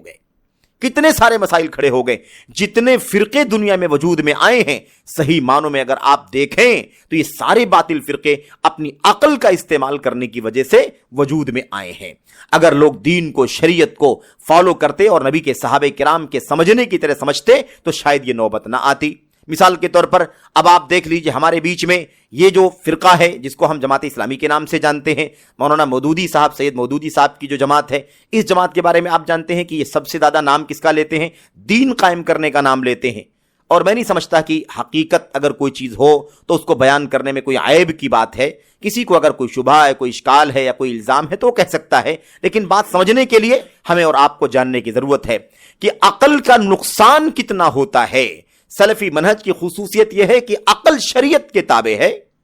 شریعت حاکم ہے، عقل محکوم ہے، شریعت بادشاہ ہے اور عقل غلام ہے اس کا. ہمیں اس بات کو اچھی طرح سے جاننے کی ضرورت ہے. لیکن جب عقل کو شریعت کے اوپر بڑھایا گیا تو مشکل کھڑی ہو گئی. مثال کے طور پر آپ دیکھیے، اب یہ دین قائم کرنے کی بات جو ہو رہی ہے جماعت اسلامی کے بھائیوں کے یہاں، دین قائم، اقامت دین کا نام، حکومت الہیہ کا نام جو قائم کرنے کی کا نام لے کر کے جو قائم کرنے کی بات کرتے ہیں، اس کے پیچھے عقل ہے. عقل کیا ہے؟ ان کی عقل یہ ہے، یہ سوچتے یہ ہیں کہ پہلے جب حکومت قائم ہو جائے گی، پہلے پاور آ جائے گا، پہلے ہم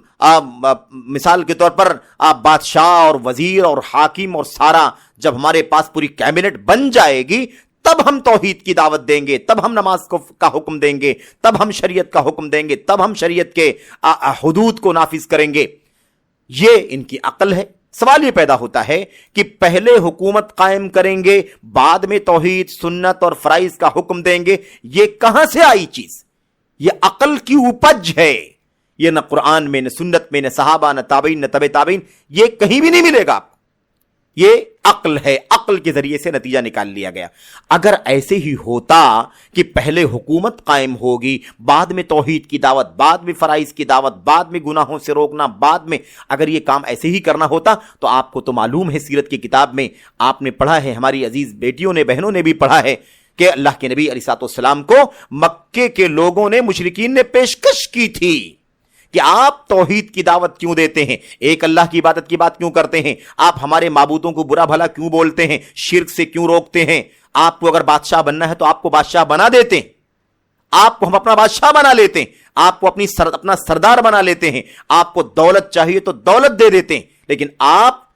ہمارے معبودوں کے خلاف نہ بولیے، آپ کفر و شرک کے خلاف نہ بولیے، آپ ہمارے دیوی دیوتاؤں کی بے بسی مت بیان کیجئے، آپ ہمارے باپ دادوں کی مذمت اور برائی نہ کیجئے۔ لیکن اللہ کے نبی صلی اللہ علیہ وسلم نے کیا کیا؟ آپ نے حکومت اور اختیار کی بات نہیں مانی، اور آپ نے فرمایا مجھے تو اللہ نے توحید کی دعوت دینے کے لیے بھیجا ہے، مجھے شرک سے نکالنے کے لیے بھیجا ہے۔ امرت ان اقاتل الناس حتی یشہدوا ان لا الہ الا اللہ، مجھے اسی بات کا حکم دیا گیا ہے کہ میں لوگوں سے لڑوں یہاں تک کہ اللہ کے سوا اس روئے زمین پر کسی کی عبادت نہ کی جائے۔ دیکھا آپ نے؟ تو اب یہ مسئلہ ہے، اب عقل کا استعمال کر کے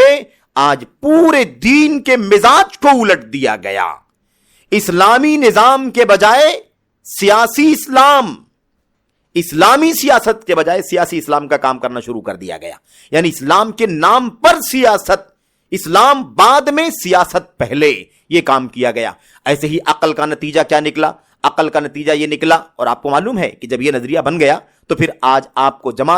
جماعت اسلامی کے بھائیوں کے یہاں اور اسی فرقے سے تعلق رکھنے والے وہ لوگ بھی ہیں جو الاخوان المسلمون کے نام سے جانے جاتے ہیں۔ حسن بنا کی جو پارٹی مصر کی ہے ایسی، اور دونوں میں بڑا گہرا تال میل ہے، ایسے ہی مصر کے سید قطب، محمد قطب اور دیگر جو فرقوں کے ذمہ داران ہیں، محمد سرور، نائف زین العابدین، ان لوگوں کا بھی نظریہ ایک جیسا ہے، ملتا جلتا، اور الگ الگ نام سے بہت سارے لوگ ہو سکتے ہیں لیکن فکر سب کی یہی ہے۔ تو حکومت قائم کرنا یہ مقصد نہیں تھا، پہلے مقصد یہ ہے کہ لوگوں کو اللہ کی توحید سے آشنا کرو، کفر و شرک سے آگاہ کرو، اللہ تبارک و تعالیٰ کا دین دنیا میں عام ہو، اور پھر دھیرے دھیرے جب توحید والوں کی تعداد بڑھ جائے گی تو ایسے ہی اللہ تبارک و تعالیٰ کا نظام قائم ہو جائے گا۔ یہی عقل پرستی کا نتیجہ ہے۔ اسی خصوصیت کی خلاف ورزی کرنے کی وجہ سے آج حالت یہ ہو گئی کہ مولانا مودودی صاحب نے خود دجال کا انکار کر دیا، کہا میری عقل میں نہیں آتی ہے بات۔ امام مولانا مودودی صاحب نے اپنی تفسیر کے اندر اللہ تبارک و تعالیٰ کی صفات کی تعویل کرتے نظر آتے ہیں۔ اللہ کے ہاتھ کی تعویل، اللہ کی آنکھ کی تعویل، اللہ کے عرش کی تعویل، اللہ تبارک و تعالیٰ کی پڈلی کی تعویل، ایسے اللہ تعالیٰ کے آنے کی تعویل، اللہ تبارک و تعالیٰ کے اترنے کی تعویل، یہ ساری صفات ہیں نبی اللہ تبارک و تعالیٰ کے، اللہ کے کلام کے اندر موجود ہے، نبی کی سنت کے اندر تعویل کر ڈالا، اس کو گھما پھرا کر کے الگ معنی ثابت کرنے کی کوشش کیا۔ یہ سب کیوں ہوا؟ اس لیے کہ شریعت کو نیچے سمجھا اور اپنی عقل کو اوپر سمجھا۔ سلفی منہج کی خصوصیت یہ ہے کہ عقل نیچے ہے، شریعت اور اللہ کا دین اوپر ہے۔ اگر اللہ کی شریعت ہماری عقلوں میں سمجھ میں آ جائے تو بہت اچھا ہے، بہتر ہے، اللہ کا شکریہ ادا کریں، اور سمجھ میں نہ آئے تو اپنی عقل کو دوش دیں، اپنی عقل کو کوسیں، اپنی عقل پر مریں، لیکن اللہ کے دین کے خلاف کوئی بات بولنا گوارا نہ کریں۔ سورہ فاتحہ اٹھا کر کے دیکھیں گے نا، سورہ فاتحہ سے پہلے بسم اللہ الرحمن الرحیم ہے، الرحمن الرحیم کی ایسی تعویل کی مولانا مودودی صاحب نے اپنی کتاب تفہیم القرآن کے اندر کہ افسوس ہوتا ہے پڑھ کر کے بھی، لیکن افسوس اس پر بھی ہوتا ہے کہ آج بھی افسوس ہمارے بھائی اہل حدیث، ہماری بہنیں اہل حدیث گھرانوں کی، ہماری بہت ساری بچیاں جو دینی مدارس سے پڑھ کر کے فارغ ہوئی ہیں، عالمات فاضلات ہیں، نہ جانے کیسی غفلت ہے کہ انہیں احساس نہیں ہوتا کتنی ایسی جماعتیں ہیں، کتنے ایسے دروس ہیں، کتنے ایسے سارے اجتماعات ہیں جس کے اندر بڑی تعداد میں جماعت اسلامی کی خواتین درس کا کام کر رہی ہیں۔ ہماری بہنیں بیٹیاں بھی جا کر کے ان کا ساتھ دیتی ہیں، انہیں احساس نہیں، انہیں شعور نہیں، انہیں پتہ نہیں کہ ان کا عقیدہ کیا ہے، ان کا نظریہ کیا ہے۔ ہم سلفی منہج والے کیسے ان کے ساتھ دعوت کا کام کر سکتے ہیں بتائیے؟ ہم اللہ تبارک و تعالیٰ کے اسماء و صفات کی تعویل کرنا حرام سمجھتے ہیں، اور ان کی تفسیر کے اندر جگہ جگہ اللہ کے اسماء و صفات کی تعویل کی گئی۔ صحیح بخاری کی حدیثوں کے سلسلے میں عجیب و غریب کلام کیا گیا۔ انبیاء علیہ السلام کے بارے میں جو لب و لہجہ، میرے بھائیوں اور میری قابل احترام ماں اور بہنوں عزیزوں، جو لب و لہجہ مولانا مودودی نے استعمال کیا انبیاء کے بارے میں، حد درجہ گستاخانہ لب و لہجہ استعمال کیا، یہ اس کا موقع نہیں تفصیل میں جانے کا۔ ایسے ہی اللہ کے نبی صلی اللہ علیہ وسلم کے اصحاب کے بارے میں زبان درازی کرنا، حضرت معاویہ رضی اللہ تعالیٰ عنہ کے بارے میں ایسے ایسے جملے، ایسے ایسے الفاظ، اللہ اکبر، آدمی سن نہیں سکتا، پڑھ نہیں سکتا، برداشت نہیں کر سکتا۔ تو مجھے بتانا یہ ہے سلفی منہج کی خصوصیت کیا ہے، یہ تیسری چوتھی جو بھی ہے خصوصیت یہ ہے کہ عقل شریعت کے تابع ہے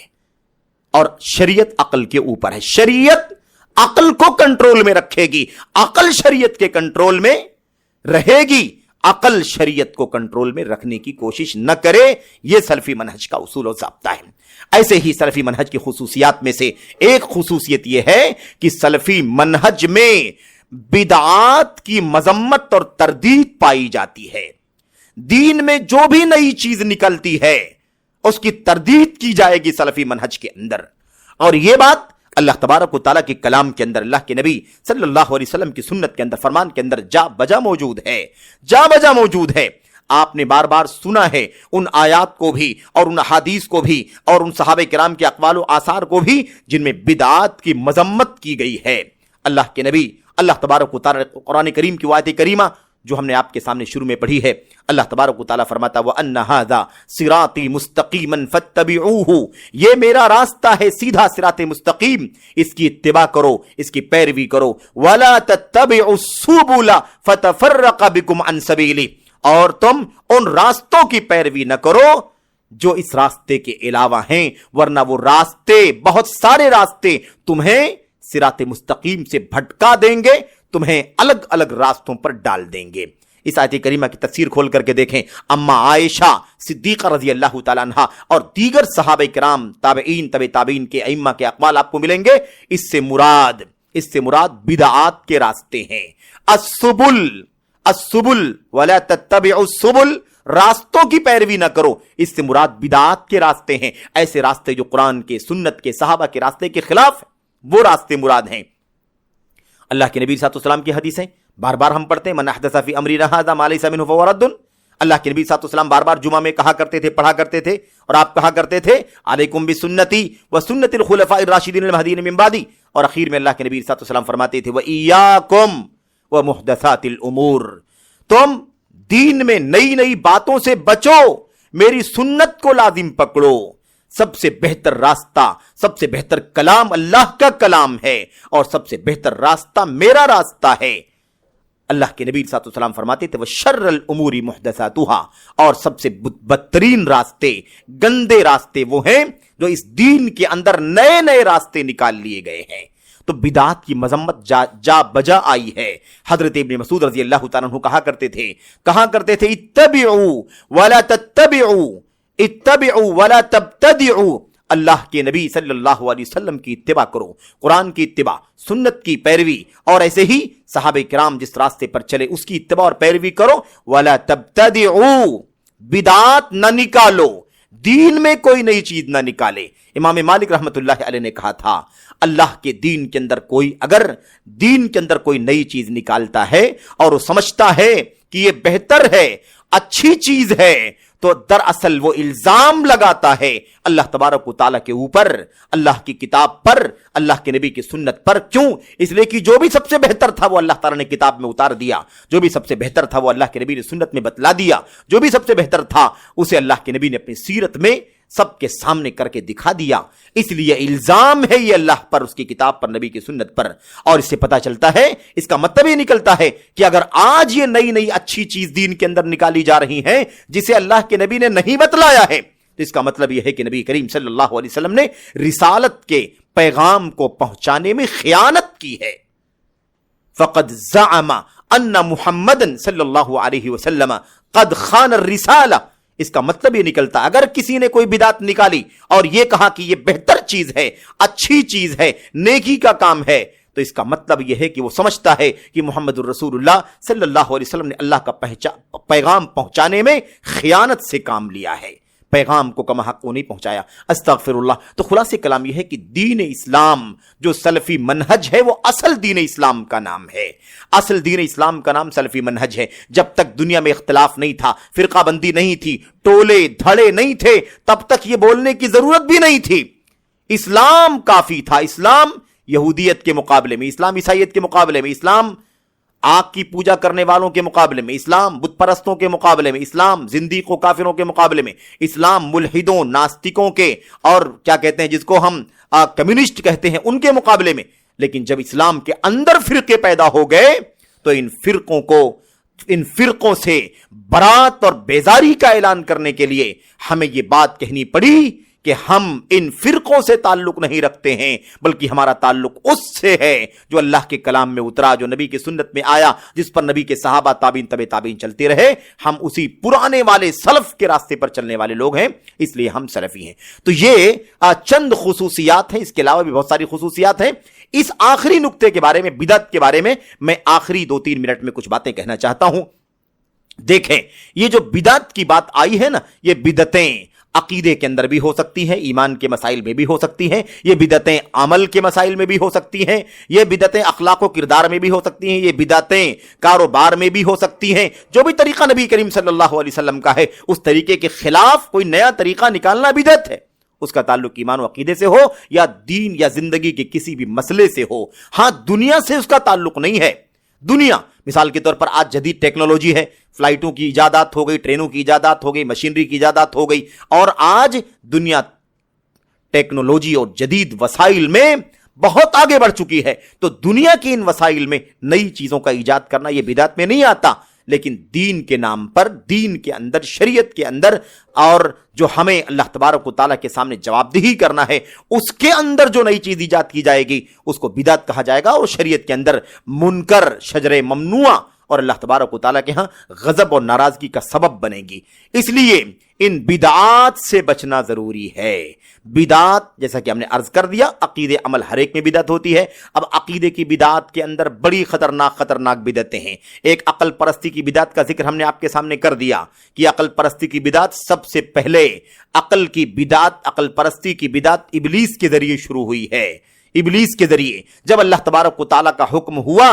کہ فرشتوں کو اور سبھی لوگوں کو حکم ہوا کہ آدم علیہ السلام کا سجدہ کریں، تو سارے فرشتے سجدے میں جھک گئے، لیکن ابلیس نے کہا میں سجدہ نہیں کروں گا، سجدہ کرنے سے انکار کر دیا۔ اور جب اسے وجہ پوچھی گئی کیوں سجدہ نہیں کیا تو نے، تو اس نے کہا کہ اس لیے کہ آدم مٹی سے پیدا کیے گئے ہیں اور میں آگ سے پیدا کیا گیا ہوں، اس لیے میں آگ سے پیدا کیے جانے کی وجہ سے میرا مقام اونچا ہے، میں بلند اور برتر ہوں، اور آدم کمتر ہیں، اور ایک برتر ایک کمتر کا سجدہ نہیں کر سکتا۔ یعنی اللہ کے حکم کے سامنے اپنی عقل پیش کرنے کا کام سب سے پہلے ابلیس نے کیا تھا۔ آج جو بھی شخص شریعت کے سامنے اپنی عقل کو پیش کرے گا وہ اسی ابلیس کے راستے پر چلنے والوں میں شامل ہوگا۔ اس لیے عقل پرستی نہیں، عقل شریعت کے تابع رہنی چاہیے۔ ہماری سمجھ میں آ جائے تو الحمدللہ، سمجھ میں نہ آئے تو اپنی عقل کی غلطی مانو، اپنے عقل کو غلط ٹھہراؤ، شریعت کو تسلیم کر لو، چاہے ہماری سمجھ میں آئے یا نہ آئے۔ عقل کے بارے میں کہہ رہا تھا، یہ بدعت آپ کے سامنے آ گئی کہ اس کے نتیجے میں کتنے مسائل کھڑے ہوئے۔ اب جتنے فرقے اللہ تعالیٰ کے اسماء و صفات میں پیدا ہوئے ہیں، سب کے سب عقل پرستی کی وجہ سے پیدا ہوئے۔ اور اسی طرح سے اگلی جو بدعتیں ہیں، ان بدعات کے اندر مثال کے طور پر ایک بہت معروف بدعت ہے تصوف کی بدعت، صوفیت کی۔ صوفیت کا ایک نیا راستہ نکالا گیا، یہ بدعت ہے۔ اس کے اندر کشف کا عقیدہ ہے کہ بندے اور اللہ کے بیچ کا پردہ کھل جاتا ہے، یہ بدعت۔ الہام کا عقیدہ ہے کہ ہر خاص و عام کے دل میں اللہ تبارک و تعالیٰ جو بات ڈال دے وہ شریعت ہے، یہ بدعت۔ ایسے ہی ان کا یہ بھی عقیدہ ہے کہ اللہ تبارک و تعالیٰ کے اولیاء اور صالحین نیکی کرتے کرتے اتنے اونچے مقام کو پہنچ جاتے ہیں کہ پھر ایک ٹائم ایسا آتا ہے کہ اب ان کو دین کی شریعت کی پابندی ختم ہو جاتی ہے، نہ ان کو نماز پڑھنا ہے، نہ روزہ رکھنا ہے، نہ کوئی اور حلال حرام کچھ بھی نہیں، آزاد ہے، وہ جیسے چاہے عمل کر سکتے ہیں۔ یہ صوفیت کی بدعت ہے۔ ظاہر سی بات ہے کہ اس سے دین و شریعت کا کوئی لینا دینا نہیں ہے۔ ایسے ہی اس کے بہت سارے فرقے ہیں، اور یہ سارا سلسلہ نقشبندی، سہروردی، قادری اور چشتی اور اسی سے جڑے ہوئے اور صوفیت کے جتنے فرقے ہیں، سارے کے سارے فرقے اس کے اندر شامل ہو جاتے ہیں، اور یہ سب کے سب بدعتی فرقوں کے دائرے میں آتے ہیں۔ ایسے ہی ایک بدعت اور پیدا ہوئی، وہ بدعت کیا تھی؟ رافضیت کی بدعت، یعنی ایسا عقیدہ بنا لینا کہ سارے دین کا سارا تعلق صرف آل بیت رسول سے ہے، آل بیت رسول کے سوا دین اسلام کا کسی سے کوئی تعلق نہیں ہے۔ اب جو بھی آل بیت رسول کہیں گے، جو ان کی روایت، جو ان کا کہنا، جو ان کی ہے نا سیرت، جو ان کا حلال حرام، جو ان کا عقیدہ عمل، بس وہی دین اسلام ہے، اور اس بنیاد پر पंजतन पाक का अकीदा रखने वाले राफिजी पैदा हुए और अल्लाह के नबी सल्लल्लाहु अलैहि वसल्लम और आपकी बेटी फातिमा और उनके शौहर हजरत अली दामाद जो अल्लाह के नबी के हैं और हसनैन, इन 5 को इन लोगों ने तय कर लिया और उसके बाद किसी सारे सहाबे किराम को छोड़ दिया, बल्कि इन सहाबे किराम को काफिर और मुर्तद तक भी कहने में बाक नहीं किया। ऐसे ही एक बिदअत तकलीद शख्सी की बिदअत उम्मत के अंदर आम हुई, अंधी तकलीद की बिदअत। अंधी तकलीद किसे कहते हैं? तकलीद कहते हैं बगैर दलील के किसी के पीछे चलना, किसी की बात को बस मान लेना, कोई दलील नहीं है लेकिन फला कह रहा है उसे मान लेना, यह है बिदअत। इसका दीन इस्लाम से कोई लेना देना नहीं है। अल्लाह का दीन दलीलों का नाम है, अल्लाह का दीन कुरान का नाम, सुन्नत का नाम, सहाबे किराम की फहम का नाम है। ऐसा नहीं है कि कोई भी शख्स बड़ा छोटा कोई बात कहे तो बस इसलिए मान लिया जाए कि फला ने कहा है, फला आलिम ने, फला इमाम ने, फला पीर ने, मुर्शिद ने, मुसन्निफ ने, बाहिस ने, फला ने ये बात कही है इसलिए उसको मान लेना। ये भी क्या है? ये अंधी तकलीद है और अंधी तकलीद भी एक बिदअत है। और ऐसी बहुत सारी बिदअतें हैं। मैं आखिर में एक बात कह करके गुफ्तगू खत्म करना चाहता हूं, वो ये है कि इल्म के बाब में हम लोग बहुत ज्यादा आजाद होते जा रहे हैं। मीडिया के रास्ते ने हमारा सारा कंट्रोल खो दिया। अब हम किसी कंट्रोल में नहीं रहते, जाब्ते में नहीं रहते, ये नहीं जान पाते हैं कि कौन सलफी मनहज का आलिम दाई है, कौन सलफी मनहज की आलिमा दाइया है। हम नहीं जानते, हम जानना चाहते भी नहीं हैं। इसलिए मर्दों को, जवानों को देखो तो हम देखते हैं कि न जाने कितनों को, न जाने किसको अपना उस्ताद बना रखा है। कोई राफिजियत का अकीदा रखने वाला है, उसको उस्ताद बना रखा है, उसको मुफ्ती बना रखा है, उसके मसाइल पूछना, उसकी तकरीरें सुनना, उसकी बातों से फायदा उठाना, बल्कि उसी का दिफा करने का काम करते। कितने अकल परस्त बिदअती हैं, उनके पीछे चलना शुरू कर दिया लोगों ने और उन्हीं को अपना आइडियल समझते हैं, उन्हीं की जमात और फिरकों के पीछे भागते हैं। यह खतरनाक मसला है। हम तमाम ऐसी हमारी माएं बहनें भी हैं, न जाने किस किस को अपना उस्ताद बना रखा है। मैं इससे पहले भी ये बात इशारों में कह चुका हूं इख्तिसार के साथ, और आज सलफी मनहज की खुसूसियत के हवाले से बात कहना चाहता हूं कि जब सलफी मनहज नाम है कुरान, सुन्नत, सहाबा, अल्लाह के नबी सल्लल्लाहु अलैहि वसल्लम और सहाबे किराम और ताबीन, तबे ताबीन के अकीदे का नाम है, उन्हीं के अमल का नाम है, तो जो उस रास्ते पर चलता हो उसी को अपना उस्ताद बनाना है बस, और उसी को अपनी उस्ताजा बनाना है, उसी को अपनी मुअल्लिमा बनाना है, उसी को अपनी दाइया बनाना है, उसके सिवा किसी को भी नहीं, मर्द हो खवातीन हो। इसलिए मैं खुसूसियत के साथ कहना चाहता हूं कि मैदान में, मार्केट में बहुत सारे ऐसे लोग घूम रहे हैं जिन्होंने बहुत कुछ इस्लाम को नुकसान पहुंचाया है। और जब मैं कह रहा था अकल परस्ती की बात, तो वहां एक बात और रह गई, इनकार सुन्नत की बात, कि अकल परस्ती इतनी बढ़ गई कि सुन्नत का इनकार कर दिया। बुखारी की हदीस है तो क्या हुआ, हमारी अकल में नहीं बैठती। मुस्लिम की हदीस है तो क्या हुआ, हमारी अकल में नहीं बैठती।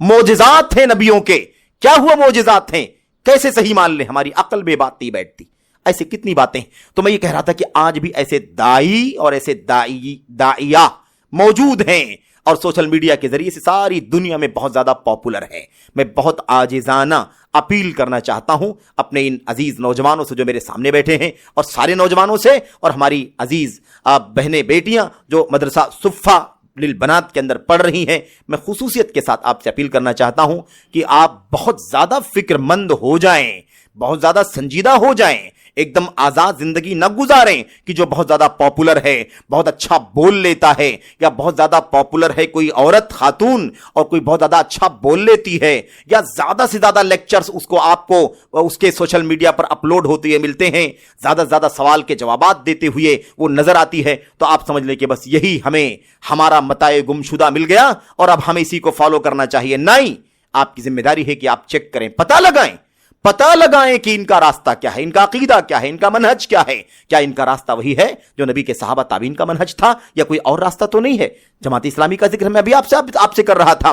पाकिस्तान की वो खवातीन जिनको बड़ी कसरत से हमारी बहनें बेटियां सुनती हैं, अफसोस के साथ कहना पड़ता है, हमने इससे पहले भी हिंदुस्तान के मुख्तलिफ स्टेजों से ये बात कही है, खुल करके नामजद कहा है हमने, और यहां भी मैं नहीं समझता कि इसमें कोई ऐब की बात है कि वो हाशमी फैमिली की जो 2 खातून बहुत ज्यादा फेमस हैं, फरहत हाशमी, निकहत हाशमी, इन लोगों का बैकग्राउंड जमात इस्लामी का बैकग्राउंड है। ये जमात अहले हदीस की खवातीन नहीं है, जमात अहले हदीस की आलिमात दाइयात नहीं है, ये जमात अहले हदीस की नहीं है बल्कि जमात इस्लामी की। और आप जानती हैं कि जमात इस्लामी के अफकार और नजरियात कैसे हैं। مجھے افسوس کے ساتھ کہنا پڑتا ہے کہ جتنا فیمس یہ ہیں اور جتنا زیادہ ان کو ہماری مائیں بہنیں بیٹیاں سنتی ہیں، شاید کسی اور عالمہ کو، داعیہ کو اتنا نہیں سنتی ہوں گی۔ اور میں نے شروع میں اشارہ کیا ہے کہ ہمارے اس گراؤنڈ میں، یعنی یہاں جہاں مقامی طور پر ہم رہتے بستے ہیں، یہاں جو گھروں کے اندر یا ادھر ادھر مختلف مقامات پر دروس ہوتے ہیں خواتین کے، ان میں بھی بڑی تعداد میں اس طرح کی فکر والی عورتیں بحیثیت داعیہ عالمہ موجود ہیں۔ آپ کو بہت باریکی سے طے کرنے کی ضرورت ہے کہ کسی کا عقیدہ، کسی کا منہج کیا ہے۔ اور ایسے ہی مردوں کے لیے ہم نے اس سے پہلے بھی کہا اور یہاں بھی پھر کہتا ہوں میں کہ وہ پاکستان کا انجینئر ہے، وہ رافضی عقیدے کا آدمی ہے۔ ایسے ہی ہمارے ملک کے اندر بہت سارے فیمس ہیں، کوئی ڈاکٹر ہے، کوئی انجینئر ہے، ان سب کے عقیدے منہج خالص نہیں ہے، ان کے منہج میں خلل ہے، کمیاں ہیں، بہت زیادہ حساس اور فکر مند ہونے کی ضرورت ہے۔ ایسا نہ ہو کہ ہم سال 2 سال یا اس سے کم و بیش کا وقت ان کے ساتھ شاگرد بننے کا، سننے کا، فالو کرنے کا لگا دیں اور اس کے بعد ہماری فکر بگڑ جائے، ہمارا عقیدہ خطرے میں پڑ جائے اور پھر اس کے بعد اس سے نجات حاصل کرنا بھی مشکل ہو جائے۔ قبل اس کے کہ ایسی صورتحال پیدا ہو جائے، میں گزارش کروں گا کہ جلدی کریں اور خالص منہج اہل حدیث کا، خالص منہج سلف جو صحابہ تابعین کا راستہ ہے اسی پر، اسی لیے صحابہ تابعین کا جو خالص سلفی منہج ہے نا، صحابہ تابعین طب تابعین کا راستہ، اس میں نہ تو خارجیت ہے، اس میں نہ رافضیت ہے، نہ اس میں عقل پرستی ہے، نہ صوفیت ہے، نہ دنگا ہے، کوئی چیز نہیں پائی جاتی۔ ان تمام بدعات سے الحمدللہ یہ راستہ پاک ہے۔ اور میں آپ سے اسی گزارش کے ساتھ اپنی گفتگو ختم کرتا ہوں۔ اللہ سے دعا کریں کہ اللہ تبارک و تعالی ہمیں سلفی منہج کی خصوصیت کو سمجھنے کی توفیق عطا فرمائے اور اللہ عز و جل اس منہج سے